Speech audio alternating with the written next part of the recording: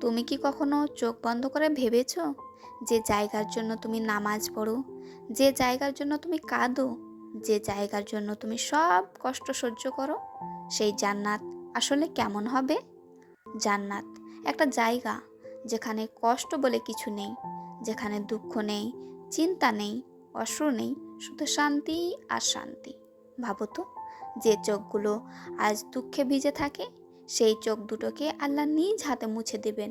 এটা কি কম সুখ?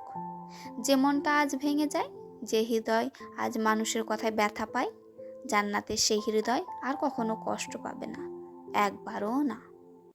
ভাবো, একটা বাগান যার নিচে নদী বইছে, যেখানে ফুল ঝরে না, যেখানে রাত নামে না, যেখানে হৃদয়ে ভয় ঢোকে না। এটাই জান্নাত। আর সবচেয়ে বড় সুখ কি জানো?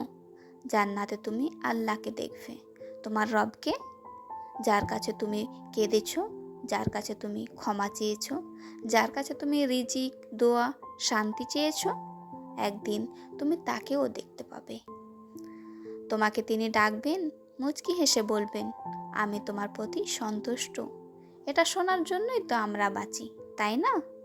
জান্নাতে ঢোকার পর তুমি পিছনে তাকিয়ে বলবে, এই দুনিয়ার কষ্টগুলি কিছুই ছিল না। মানুষের কথা, অপমান, হতাশা সব কিছু এত ছোট মনে হবে যখন জান্নাতের দরজা তোমার জন্য খুলবে।